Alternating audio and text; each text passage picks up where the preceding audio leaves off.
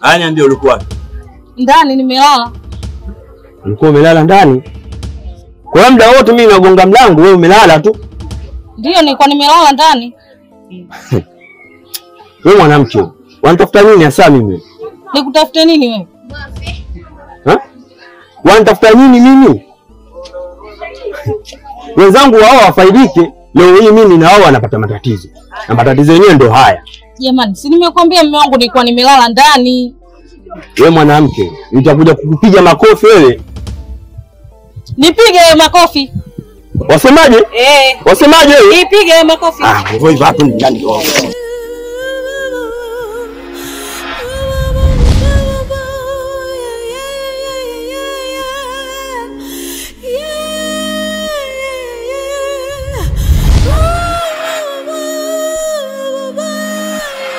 Samahani dada kwa kuja saa hivi.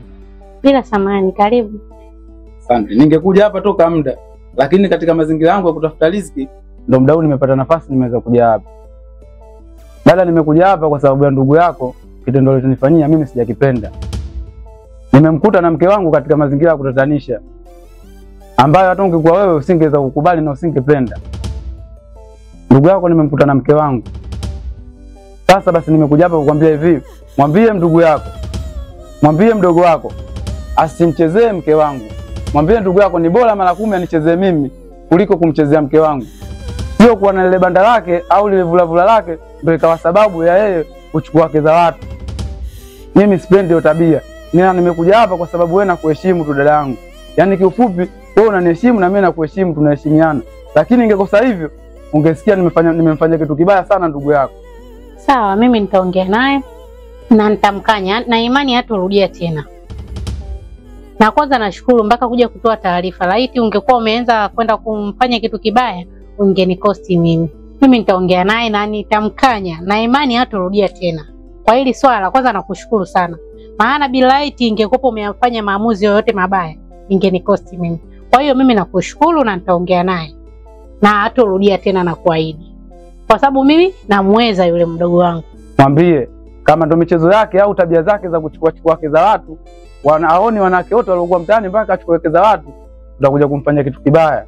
Lile banda lake lile au lile vulavula lake, maana lile sio nyumba wala sio banda, lile ni vulavula.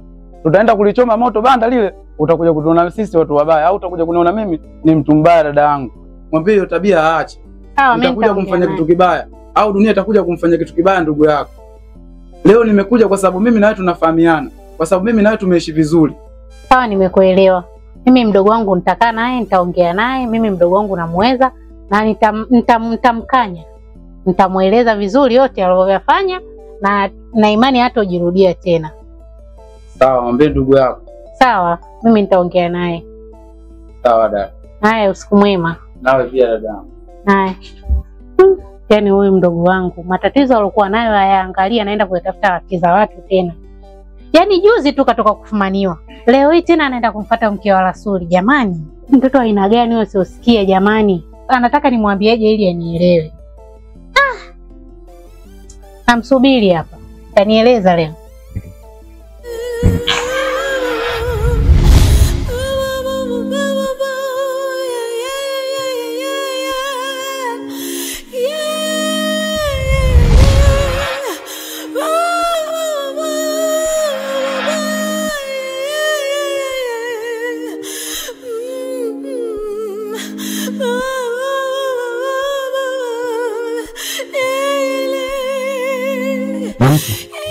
Una shida gani kwani? Sio shemeji yako anatafuta matatizo huko. Unaje? Ile la juzi acha. Leo lipya limekuja jipya jambo lingine. Rasuli kaja anasema hivi anatembea na mke wake. Mwambie kitu mamtu. Nakushauri kitu kimoja cha muhimu sana. Naomba ufanye juu chini na umpigie simu kwa haraka sana. Unavyoonyesha hana masiara kabisa. Naomba niwe makini sana kwa hili. Kwa jinsi nilivyomsikiliza, ni habari imeniumiza sana.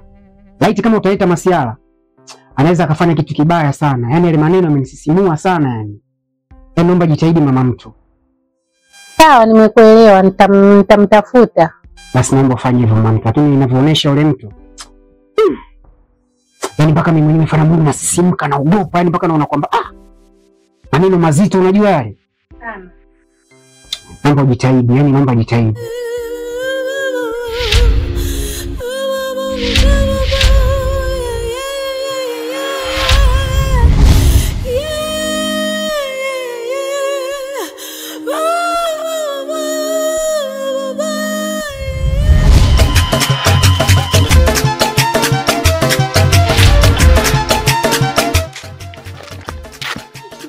Safi mzima? Mimi mzima shoga, nilikwambia umguu ulikuwa kwako dada. Usiniambie shoga yangu.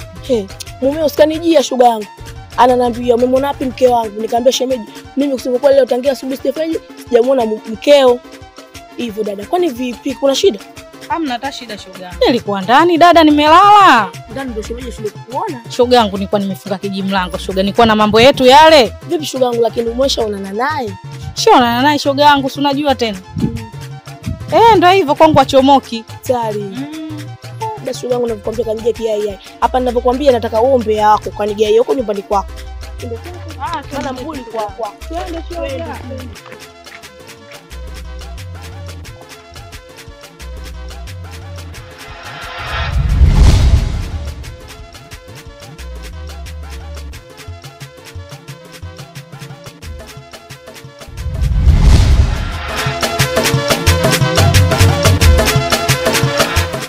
Niseme asante sana. Tena niseme asante sana kwa kunisikiliza au kwa kusimama.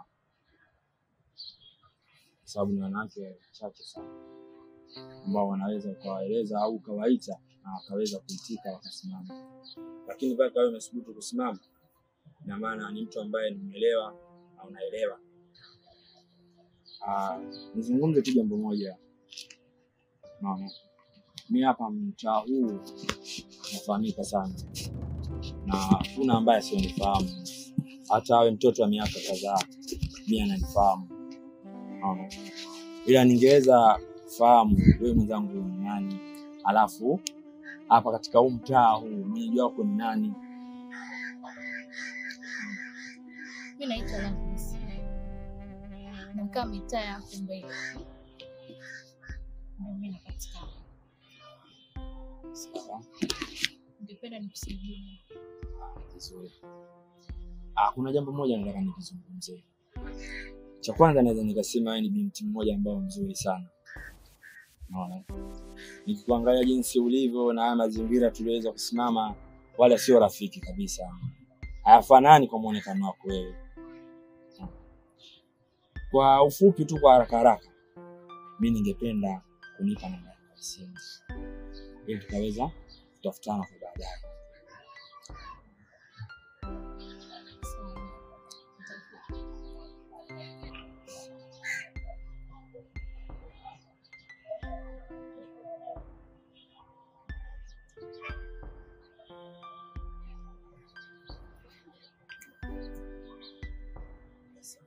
Jina ni Steve nani?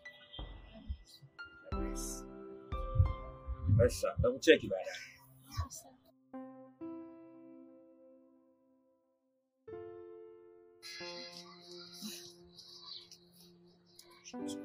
Mashaallah.